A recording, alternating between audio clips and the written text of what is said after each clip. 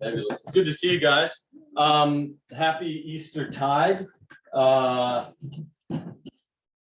Any Easter reflections while we're together as a group? Think about the things that were good and inspirational, or things that maybe we should pay attention to. Actually, before I jump into the things we should pay attention to, I do want to say, just right out of the box, that we are going to pay more attention to the dark lighting. So what we understand is, while it might be light in the room with candles, candlelight is not enough to capture the camera light for folks that are watching it online. Though some people did say, I looked as good as I've ever looked at the Easter Vigil. So I'm not sure how to take that. That was Eric that said that, I think. So we're going to work on the lighting, I think. But anything else you noticed or experienced during Holy Week that you want to share, either online or in person? Or I've got something. Yeah, go ahead, Rachel. I just wanted to say I attended the two services on Tuesday and Wednesday that were like choral ones, and they were amazing. And especially on Wednesday, when you did like putting out the candles and you took the candle like off of the altar and like went and hid in a corner somewhere. And then when the organ came on with like the creepiest haunted house sounding chord I've ever heard in my life, I actually felt for the first time that I had kind of like a religious experience. Like I really felt like tingles in my spine, and it was just really a moving experience. So I just wanted to share that because I'd never had anything like that happen to me like in a church service before, and it was awesome. And you were actually in the room? Yeah, I was in the room. Good. Can I follow up on that? Can I follow up on that? Please, Barbara. Rachel, I'm so glad you said that. The Tuesday night with the Taizé service with the choir in the pews was stunning, because we all got that experience that you don't get unless you're incredibly gifted of singing with an extraordinary choir. But Wednesday night, but 10 minutes in, I just thought, what am I listening to? It was unbelievable. And combined with the readings, which were exquisite, and that overwhelming feeling of lament and the great sorrow of the world was just pressing down, so that by the time that chord hit, it was like the void, right? You were just in it. And I thought, I mean, I couldn't speak afterwards. I couldn't speak until 11 o'clock the next day. And then I thought, darn it, now I have to go to all of these services just to get through what I just went through. I need to go all the way through to come out Easter on the other side just to recover. It was extraordinary. It was so exquisitely beautiful and moving. Really. It really was. Like, I really like the symbolism of like when you brought the candle back indoor and you were walking around the altar with the candle. And I just kind of felt like being a part of this belief for millennia, and like all of that kind of like coming through. It just felt like a continuous arc of like being a part of something really special and truthful and amazing of Jesus and God and Christianity. And it was really great. Thank you. Yeah, it was, Sally, you gonna say something? Oh, I was just gonna say something about Saturday night, but you can. Yeah, so a person came up to me after the service, the Tenebrae service on Wednesday, and he said, this is why we're alive. Like, this is the point of being alive. And I thought that was super interesting and powerful, right? To experience something like that, to be a part of it, to be in the tradition, Rachel, like you said, and to witness to the reality of something so extraordinary. And it's that witnessing, and if you look at it theologically, that's the point of the first Genesis story, right? We are called into creation by God. We are made in the first Genesis story as the pinnacle, right? We are the last thing made before Sabbath, and before God's Sabbath, and to be the witness to this thing on behalf of creation, of God. We are witnessing right? The reality of God, and that happens in worship, and particularly in worship like we do during Holy Week. And there's a momentum to it too, like Barbara said, right? There's a momentum to those experiences. One parishioner said to me, he said, you know, I grew up Protestant, and we're Protestant. He goes, I've never been to so much church. Yeah.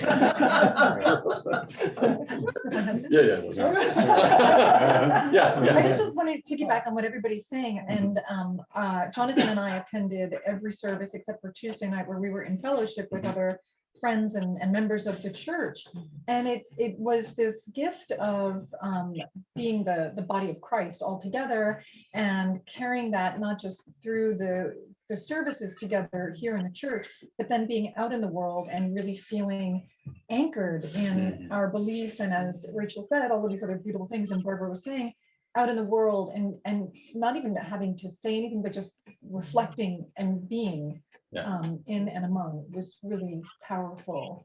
And I will never not do that whole church week again. Holy Week is just such a gift. You know, I do have to say, and I hope this happens here, it happened in Beverly Hills, people would take off Holy Week. Like they would literally mark it on their calendar and not go out of town, or not, you know, they'd like, I can go out of town anytime, but I only can do this now.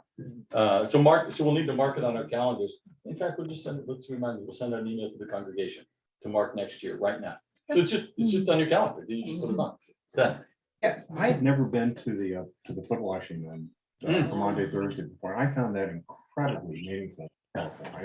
It's so loving and humbling, and it was just really special. I was a little bit hesitant to go up, but Diane did such a great job. I haven't washed my feet.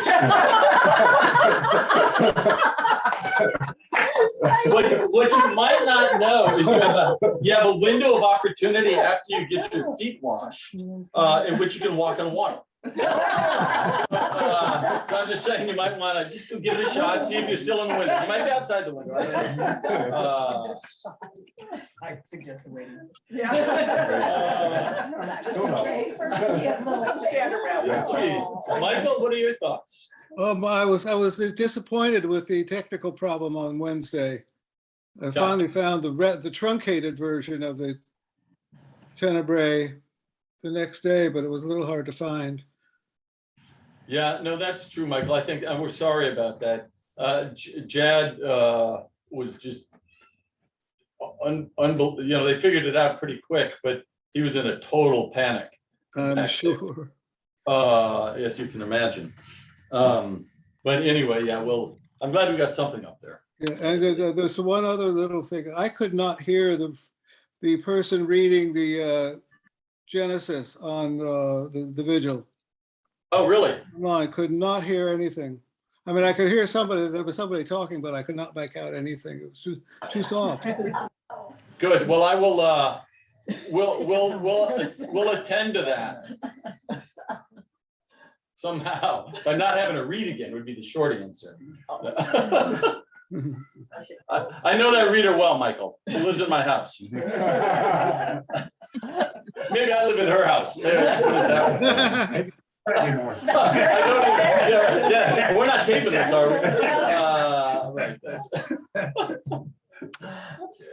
Any other reflections you want to share from Holy Week, Sally? Well, and I hate to have to say anything negative, but no, please. That's how we learn. It's really how we learn. Saturday, well, a couple things. You said something about the lighting, and that's because of people watching, right? But yeah, exactly. I thought that I was a little confused because it seemed like that we could have had the torches lit and the candles lit in the windows when we came in advance. Right. And it would have helped the lighting a little bit to have those candles. I don't know why we couldn't have had those candles when we're holding our own candles. Could've. And then it's one less thing that they have to go around and do once. Gives them something to do. I mean, yeah. Well, the other thing is this it's is a long this is time to hold your candle and try to read everything. And yeah, when I got home, I had wax all over most of the things I was wearing. So next year we'll put in that guide to Lent. Wear a rain jacket. I did, definitely. So Sally, if you hold the candle still, it doesn't burn as I much. realize if you that. still your heart, Sally, if you still your People volunteered to hold the candle for me because I was waving it around and probably dropping the wax on them too. Oh, yeah, so. Luckily, I knew the people around me. So. Some of the hazards of the vigil, but it's, any other reflections? Too long. It was too long? Yeah, no, it's long. That's the long one. Yeah. Probably won't be able to cut that back. You know, it's interesting, in the vigil, there are readings that are required. I have a suggestion. And you know how we are here at Epiphany, we follow all the rules, so. Shelley does have a question. Shelley? Shelley? And that's She raised her also, hand. Shelley? Can, I just simply, the words can't describe, it was just a total experience. And I think for me, this is the first time I got past the crucifixion to the Alleluia part. And in other years, it's been hard for me to get past all that. So anyway, it was just a total extraordinary experience. And thank you, everybody that put on that drama. yeah, big kudos to Zach and Diane in particular. And Kelly, who preached a great sermon on Monday, Thursday, if you haven't heard it. Susan Pitchford also. Inez. Inez has got- Inez, yes, Inez? Hi. I, for the first time, went to all the services from Monday to Sunday, except for Evensong, if they had one. And I really appreciated it very much. And I think I wish more people would have that opportunity, because you don't go to joy without suffering, and we all know about that. The one thing I wanted to say about Tenebrae, I like to look at the words when I can't hear very well. And I had a funny experience. Some of you might have experienced this before. I was sitting I came late probably, and I sat under the balcony, right? And so I heard the voices of the choir, which was just beautiful. And I thought they were standing between the vestment room and the steps going up into the choir, because that's where the voices came to me. And and I could hear all the men's voices beautifully, but not the women's. And so it wasn't until the lights went out at some point when I realized, because I saw the shadow of Zach on the ceiling. And then I realized that the choir was just above me. Do you get what I'm trying to say? How interesting the sound is, because the sound bounced back. Yeah. But I would love to, I could not follow the service at all. And I was very frustrated. I'm very, I like to see the words.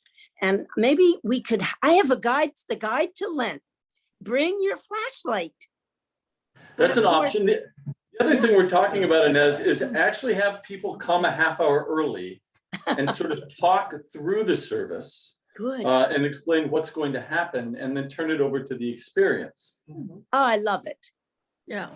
Okay, I'll vote for that. Yeah, you know, because I it is. just- Yeah. You know, Thank this is what's going to happen. Like, this is the, you know, it's all in Latin anyway.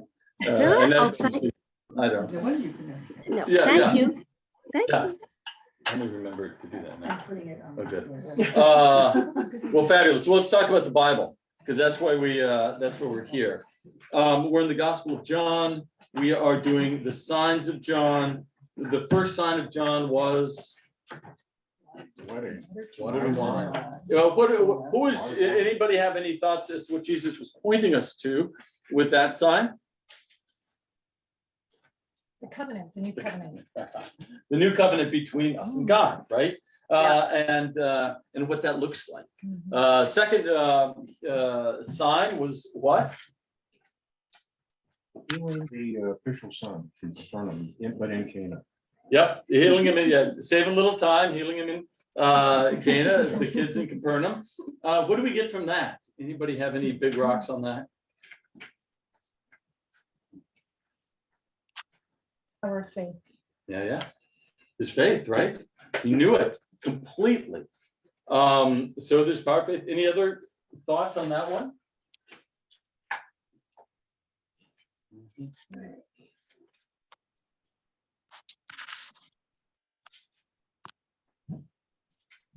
Flip? The only thing I'd say is he was not a Jew. So he was healing, obviously he heals Everybody. the secular people as well as the Gentiles as well as the Jews. Right. And a Gentile can have faith in the same way a Jew Yes. can. Yes, Right? That's pretty interesting. Very very powerful. important. Good news for all of us. Yes, since we're all Gentiles, right? Yeah. Or who knows how we ended up where we are. Let's talk about this third miracle. Let's read about it, and then let's figure out what the heck Jesus is pointing at, or Lazarus chose to point at.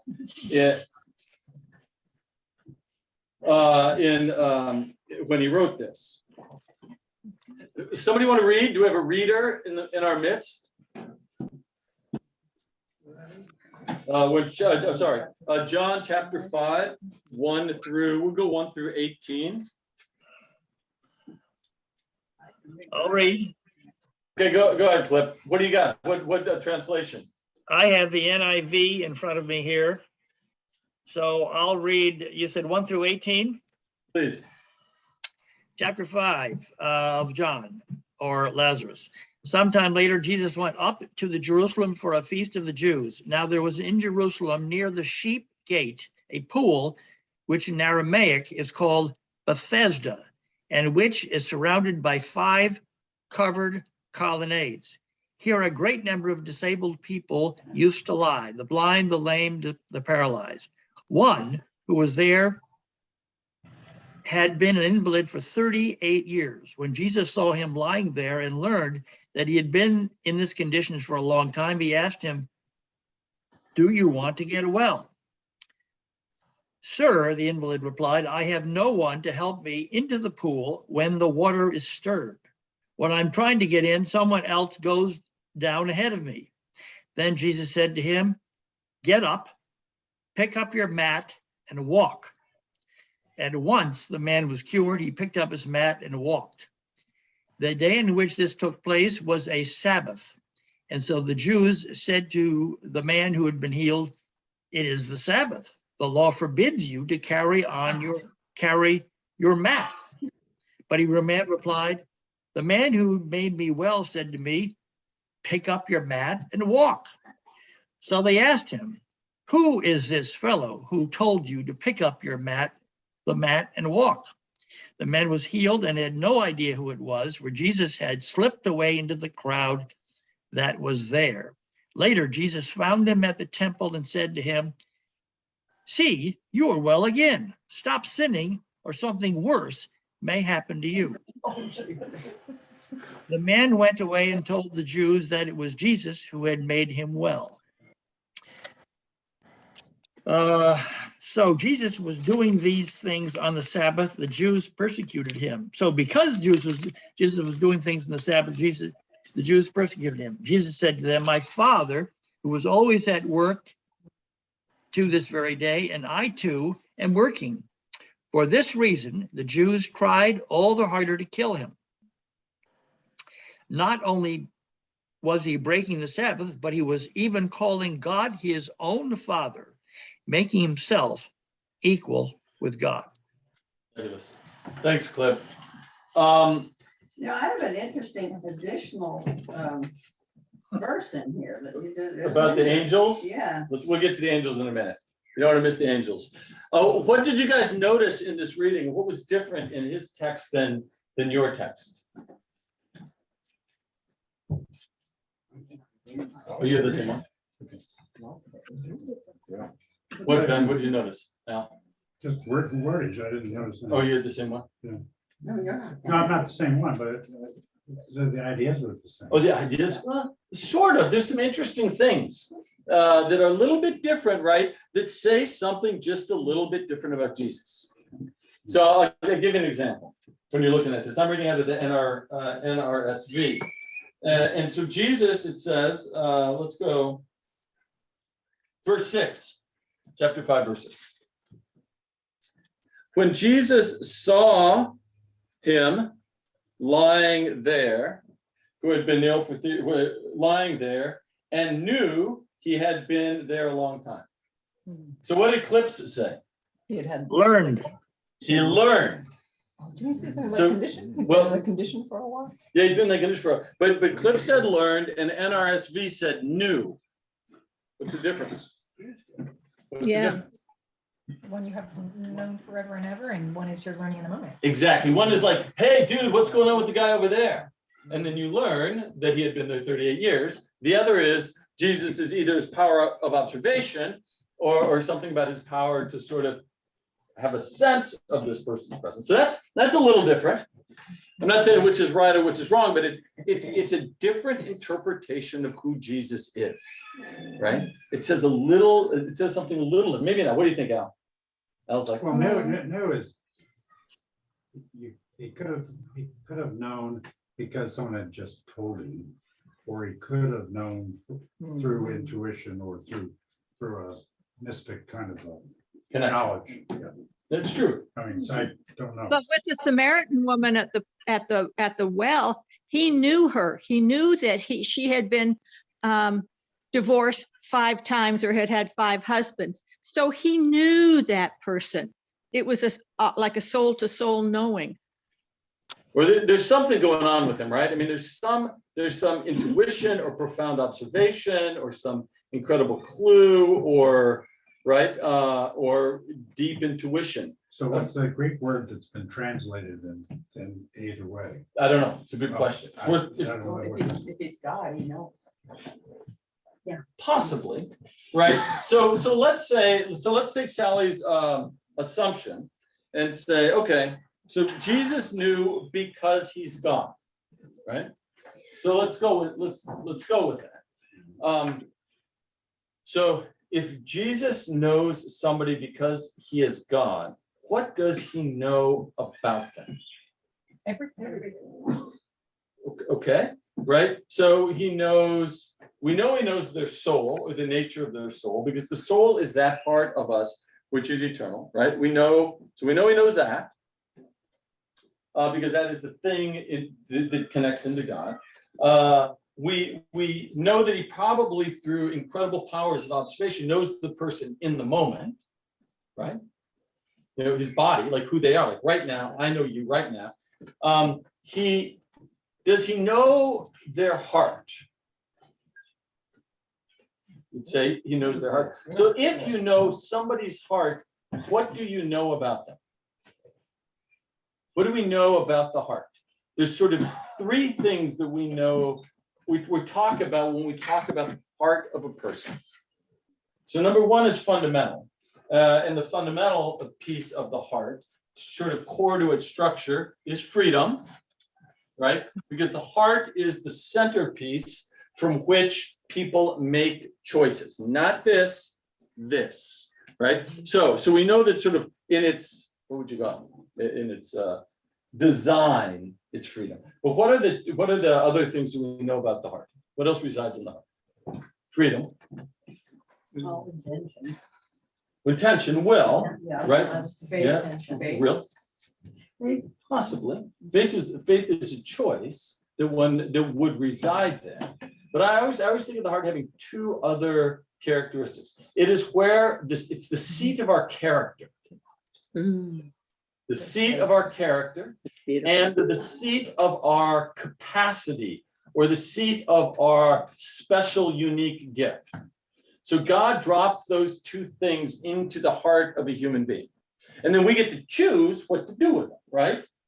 Right? So character, the capacity thing is God-given, and the character thing is what the heart becomes. But wait, Okay? character comes from God?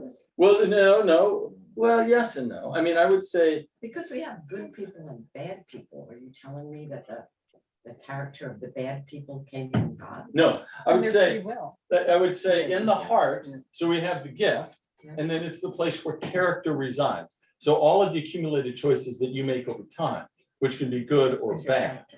right? But when you start out, It's all good, yes. right? Right, no question about it. But we've Right. been sinners from our mother's birth. Yeah, right. Well, I think, and that's, yes. Don't quote the Bible here. Lord, what is this? And I think because our heart is free. And so that means we come straight out of the system with the capacity to do the things that we do or don't do, right? So it is. So I think when I read that in Psalm 51, that tells us about the construction of a human being. Okay. And their heart. So anyway, those are two little things that we see here. And the other one, Clip, read verse 14 again. 14. Interesting, yeah. Okay, hold on here. 5:14. 14.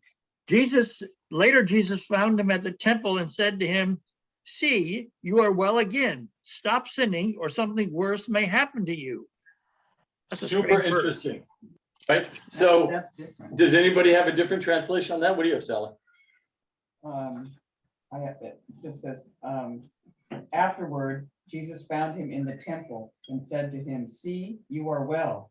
Sin no more, and nothing worse befall you." Anybody else have a different one? Kelly, what are you reading out of? The NRSC. Okay, so read yours. Yours is different. It says later Jesus found him in the temple and said to him, "See, you have been made well." So you have been made well. Been Not made that well. you are well, but you have been made well. Okay. "Do not sin anymore so that nothing worse happens to you." Right. So that's super interesting too. Do not sin anymore, so nothing worse happens to you. So what are we tempted to read into this? But his sin caused the ailment. That is sin. What? We have a choice to do good or to sin. That's true. That's true. But is Jesus implying here that the sin is what caused him to be isolated for 38 years at the well? Yes. Sounds like. That's what it sounds like. But let's read the whole thing again, Ben. All right. Let's get to the heart of this. You know, Okay. you're a lawyer. You know, we need the whole picture here to get a No, sense. we nitpick. No, yeah, fair enough. Right? We're not doing contracts. This is litigation. Okay, This is all right. like, so we have Jesus going in to the sheep. Who's been to the sheep gate? Aha, right on. You have, right.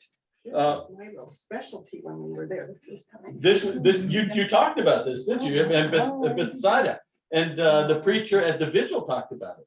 Nobody knows who that was because they couldn't see him on the video. But you know how I know? Because my mom called me up. It sounded like you, but I'm not sure if it was because the. Take the village doing, takes it out. Trust me, when you have your mom watching your sermons, it's a lot of pressure. Good thing Lot. your sister's not there. Especially, she wasn't, but she was in person. So anyway, so you got the porticles. What's the portico? Covered area. Covered air, big covered air, 5. How deep are these pools? Pretty deep. Super. How deep do you think they are? I got measurements. You want to know? Oh, did you? Oh. How deep? Let me see here. Oh, Yeah, this was my top. Yeah. So you guys both did the talk. We always do talks when we go to the Holy Land. As those of See, you that they're have traveled with me they're know. 55 by 60 feet long. It doesn't say how deep they are.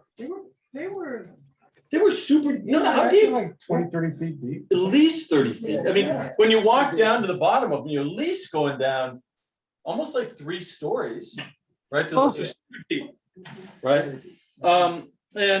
So anyway, so there they are, and it's where people go who have been ill. And there was one guy who was there for 38 years. Why was he there for 38 years? John likes specifics. Yes. So that's one reason. But also wasn't Lazarus. there something to do that to get into the water, you had to be within the first so many people in theory to get saved or to be healed, and he never could get there on his own, and he had no one to help him get into the water. He had nobody to help him get into the water. What is that about? He's paralyzed. Kind of lame, Sally. Oh, Oh, my God. Doesn't sound like he has any friends or family. Right. He sounds like an Oh. outcast. He sounds like an outcast. Maybe he was a sinner, maybe he did do something bad. So that's a very interesting, that's a very interesting point. People kept on stepping over him. It says people would go in front of him and step over him. Mhm. So what do we want to assume about this guy who's laying there at the portico for 38 years? We want to assume that he's done something bad or that he's a sinner. You think? That's what I want to assume. Okay. Want to assume? What? I didn't hear that comment. So Diane said you want to assume he's done something bad and just say, maybe, Ben. Why, he's paralyzed. He's paralyzed, and other people who are not paralyzed are also there, and they walk in when the water stirs up and get healed, and he's helpless. He's helpless, and he doesn't take any initiative. Well, what do we know that he does have the capacity for? Pick up his back. Yeah. Pick up his- Well, no, he can talk. Yeah. Yes. His verbal capacity, we know that, right? You can Because hear. he talks to Jesus. We know that he's been there 38 years. What does that require? Food. Somebody, somehow, he has a sustenance connection that has allowed him to be there 38 years. If he's been there continuously, maybe coming back. He lives there. He doesn't walk. He doesn't walk. The question is, does he really want to get well? Possibly. Could he be a jerk? Sure. Oh, He's taking advantage of May the I? system. Possibly. I mean, so here's something that's sort of interesting. So he's disabled, and I think, in my heart, I look at him like, oh, poor dude, he's lying there and everybody's stepping over him, and poor guy, and he's probably a guy. I don't think he, because I'm a Christian, I grew up a Christian, right? So I assume that all these bad guys are stepping over him, and he's a good guy. Nobody stopped because they're not loving on him because they don't know the love of Jesus, right? So if I were there, I'd pick him up. But could it be that a disabled person is also a jerk? Well, he's probably a beggar. Maybe beggars wouldn't necessarily make him a jerk, right? No, but people can get tired of the begging. Possibly, but I think it's just sort of interesting to go back to this idea of character. And character is accumulation, Margie, like we're talking a lot like choices and what he does. So just because he's crippled and a beggar and dependent on the system, and maybe somebody who has to be taken care of through acts of charity, nothing wrong with that. And he could be sort of a jerk. Ben. And he does out Jesus. Yes, you see, that is the point I was carrying us towards. Ben, jumped ahead. What is it? What? It says, do you want to get well? I read that as, do you really want to get well? Which supports what you said about character. Exactly. Are you enjoying having everybody come and feed you and take, or do you really want another? Which says something about Jesus. Margie's point says something about Jesus that doesn't, Jesus is able to get really clear on who this guy is. And we see that. So Jesus, so let's say that he is disabled and a jerk. It's possible. So Jesus says, do you really want to get healed? And what's he say, Margie? That's what he says. No, that's what Jesus says. What's the guy say? Oh, he says, Sir, the invalid replied, I have no one to help me into the pool when the water is stirred. I mean, while I am trying to get in, someone else gets down there. It's a kind of a woe is me kind of. Woe is me, or that guy's a jerk over there and he keeps jumping in front of me. Nobody wants to help me. Everybody's out to get me. A little bit of Self-pity. little what? Could be Self-pity. or victim script, like he's got this big, He didn't answer the question, did he? What? He did He not. doesn't answer the question. So Jesus is like, dude, okay. But that shows up later at the end when Jesus says to him, stop sinning. Yes. So he probably had a track record, which wasn't too good. But does that stop sinning correlate to why he was disabled? Not necessarily.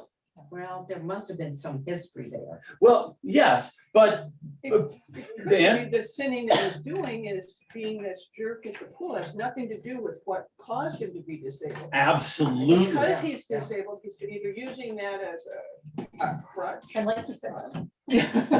A crutch. I know, had to be said. Lord. Right. And so the clues, you see, the Bible is super interesting, right? You know, you gotta be careful. You want to, I love just looking at one sentence, don't I? But then you got, but then we also need to look at the whole thing like Ben did, right? And you're sort of say, okay, here's this guy, Jesus sees him, he sees his character. In fact, it's interesting, what is the disability that Jesus sees? Can't walk. Sinning. No, No, that's wrong answer, No. Cliff. No, He's, no, Sinner.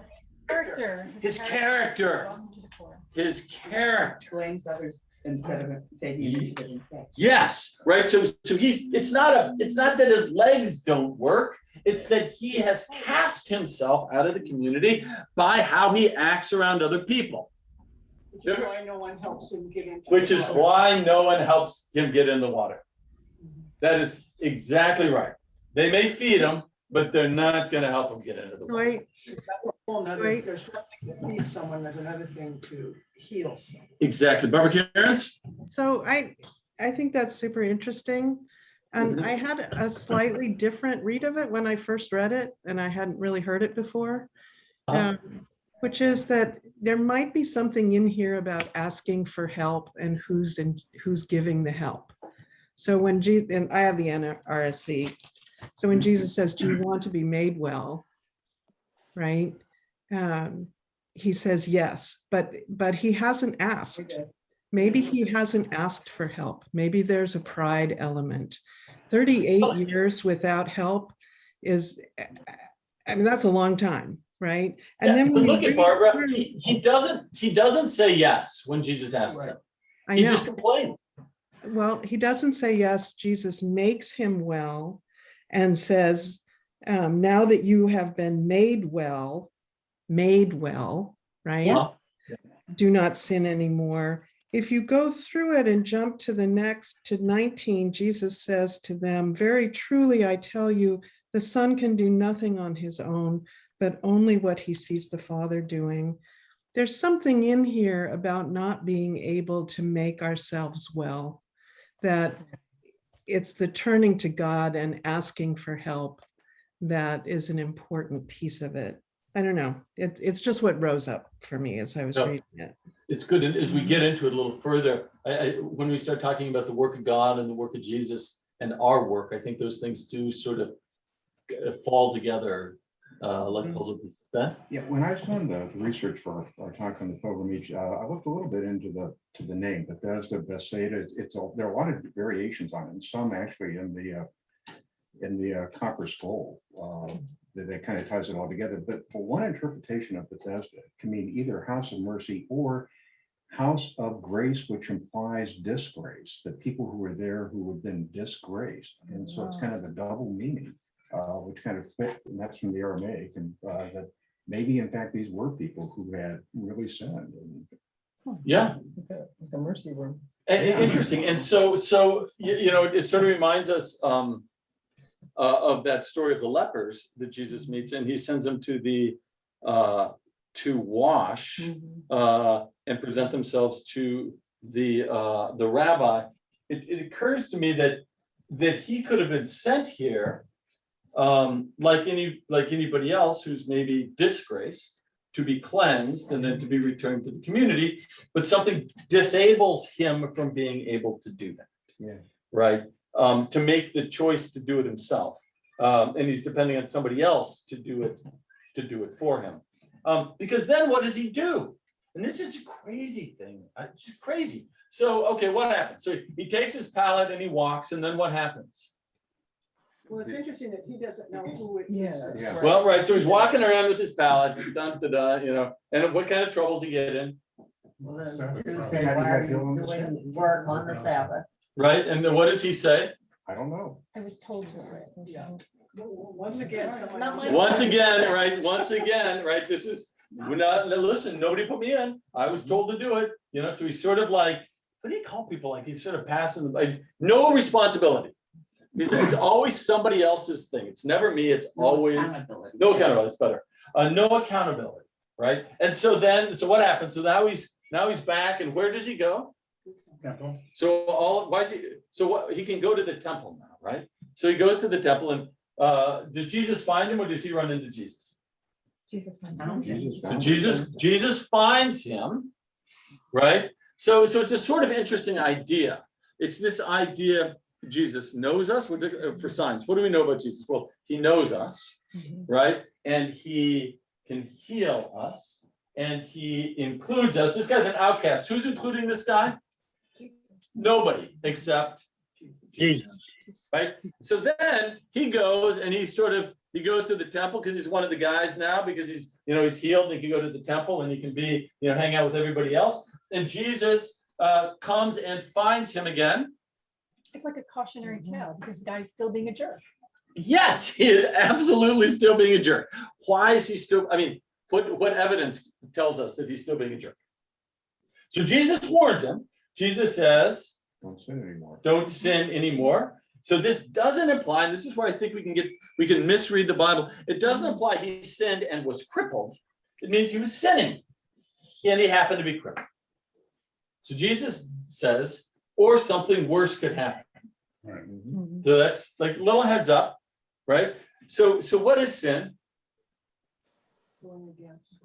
Separation. Breaking from God. Turning away from God. Like sin is living our life not how God wants us to live our life. Because the Christian lifestyle is what? Living our life as God would if he were Inez Black, or Eric, Noreen, or especially Shelley. So we want that's the Christian life, right? And so he's not doing that. He's not doing. So Jesus cautions him, like you. So and it always starts. So why is sin the measure of our capacity to live the good life? I don't understand the question. So why is sin the measure? Why does Jesus say sin no more? What is sin? Sin means, like Kelly said, out of relationship with God, right? Right. So the most important thing in one's life is to be in right relationship with God, right? Because everything else cascades from that, right? That is the thing from which everything. That's the who, right? And everything, all of what's are under. I heard that in the sermon and that.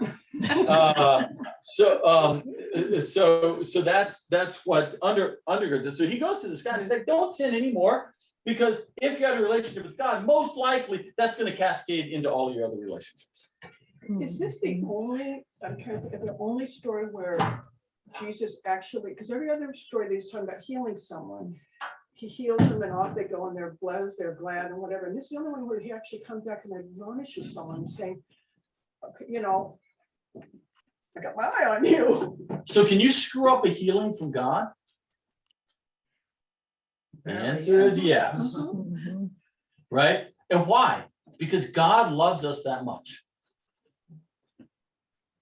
Right? That's, you think of it, oh, for God's sakes, I gotta heal this guy again, right? But God loves us enough that we can actually screw up a good healing. And so then what does he do when he finds out it's Jesus? He tells the officials. He goes and tells the Pharisees. So he does exactly the thing that Jesus warns him against doing. So what happens? So then what happens to Jesus? No, what happens to this guy? What happens to this guy? He goes straight to hell. So that's But he didn't ever show any repentance at all. He doesn't. Right. And so here's just the great takeaway. God can do all sorts of stuff for us all of our lives. We can have the good life. We can get up and walk. We can carry our pallet. We can go hang out with the high priests, right? We can tell on Jesus and have all of this reward, right? And miss the whole point. Kelly? I mean, Jesus doesn't tell him, maybe Jesus didn't have to. Jesus doesn't tell him not to tell. So why is telling being equated with sin? the officials were already asking him before, they were looking for the guy who healed it because it was on the Sabbath. And so, well, you're right, Jesus didn't, it wasn't quite direct, but. I see what you're saying. Okay. But they were on the hunt for the bad guy who broke the law. It says here there was a crowd in place. But they were on the hunt for Jesus. Yeah. They just wanted more proof. Yeah, well, they didn't know it was Jesus that healed him though at this point. Not yet, but when he went and told her that it was Jesus. Exactly. Okay, I got it. It was one more reason. So this is sort of an interesting story, isn't it? Yeah. Right. Of what God does for us and what God does for us again, and from where we get our. Oh, Shelley, do you got a question? Yeah, so I understand that there's not supposed to be healing on the Sabbath as a rule, but what is wrong with carrying your mat if you're an invalid? Work. Work. Yeah. Oh, okay, thank you. But some, you don't want to do anything. Yeah. Ultra Orthodox today won't even turn on a light switch. Or carry a grocery bag or anything.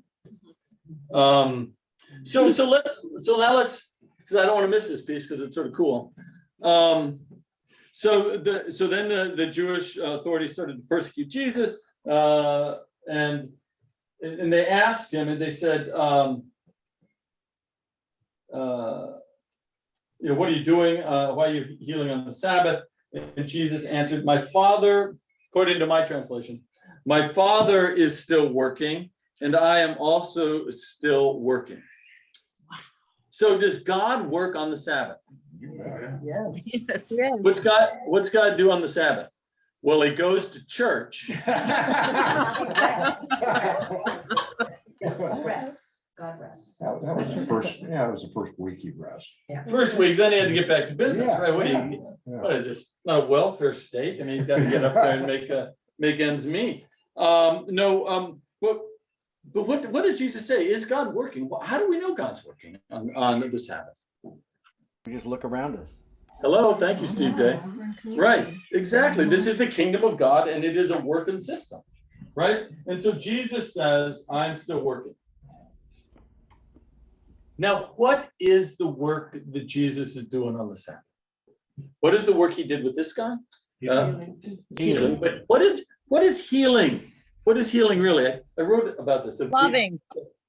Loving, yeah. Bringing him back. Reconciliation. Bringing him back in. Bringing him back in. Bringing him back in. So I think this is my sermon this week. Is that right, Kelly?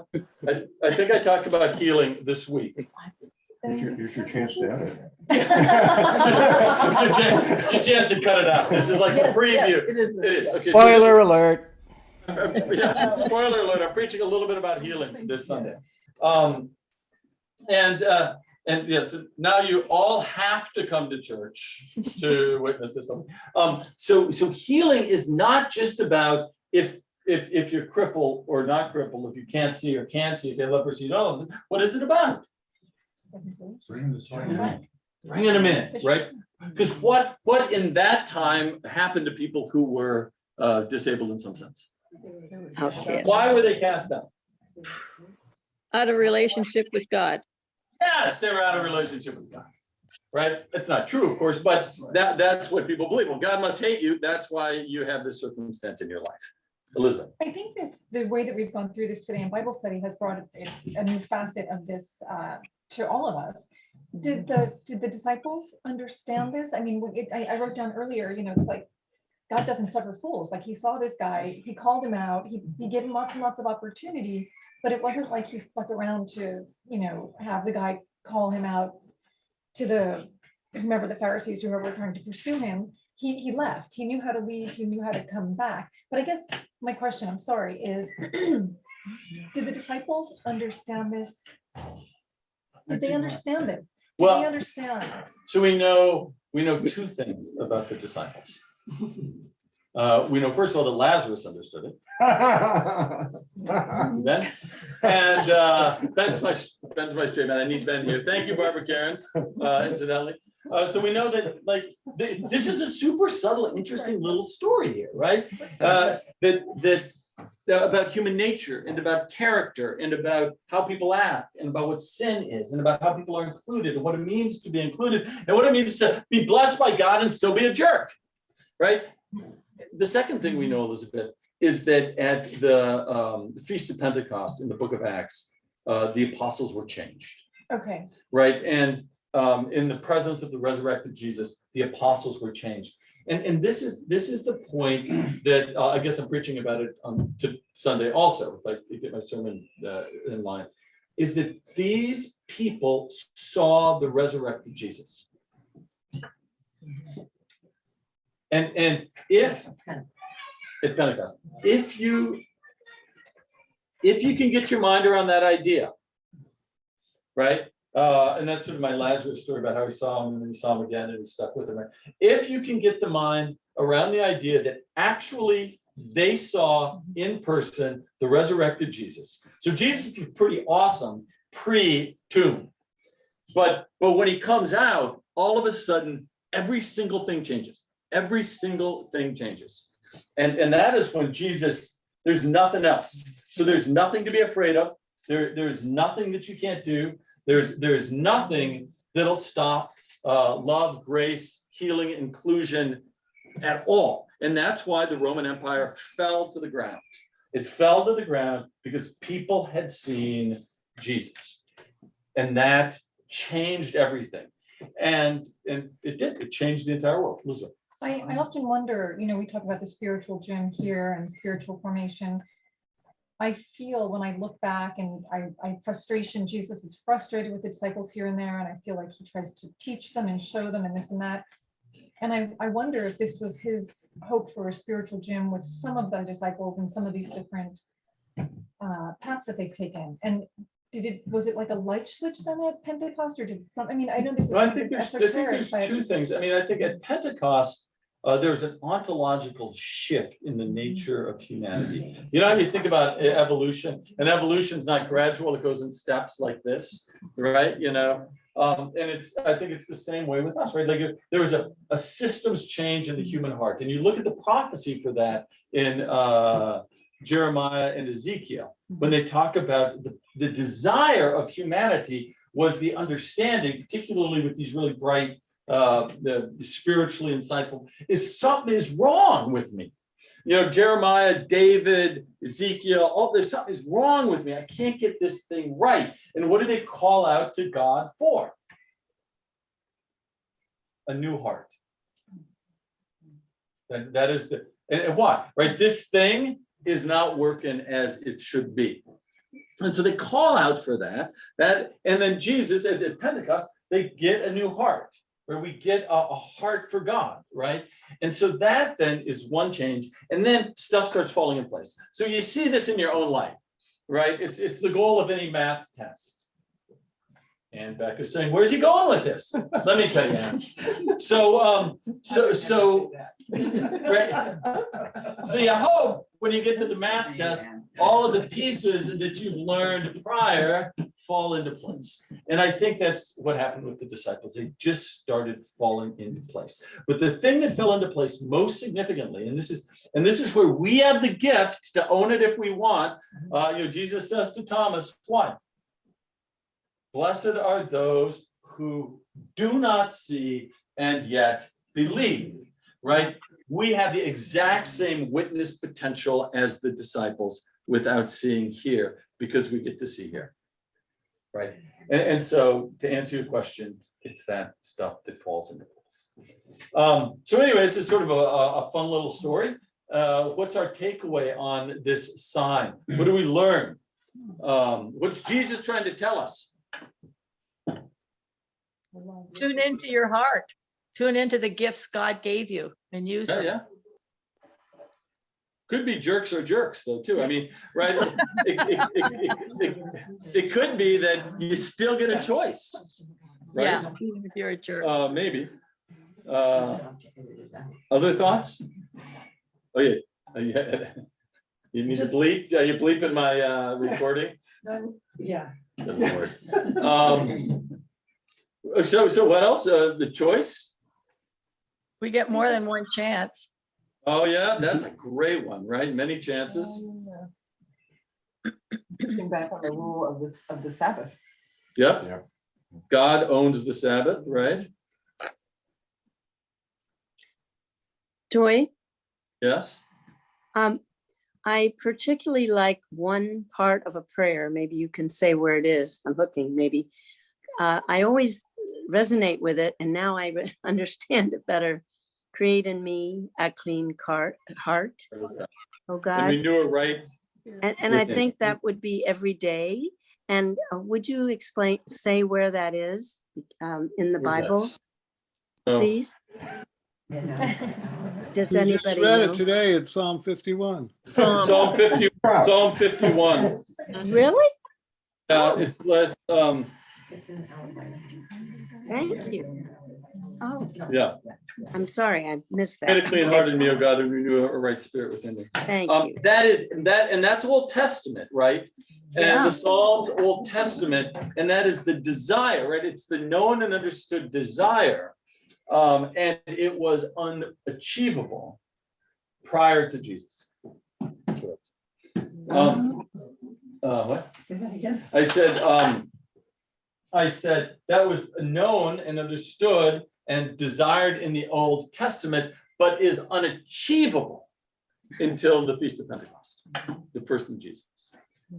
All right, that's a lot of stuff. That's a lot of Bible stuff. Next week, we're going to do, Ben? I want to see your video. Oh, do you really? Yeah. You forgot about the angels. Oh, yeah, we did forget about the angels too. Oh, good grief. There's so much stuff to talk about. So I went down and you guys, some of you saw my, that was me at the vigil. And I talked about my experience in Bethesda, going down into the very bottom. And I took a video down there, which is sort of interesting. I'll pass it around. You know what Terry said it was? What? He said it was guano. Guano? It floats around because there's just so many birds in there. They're just like floats. Like bird poop? Yeah. Terry's wrong. Oh, no, it's like. Okay. One more question. Nez, we got to get going here. What's number 3? What's the number 3 in about the heart? We got freedom, Yes.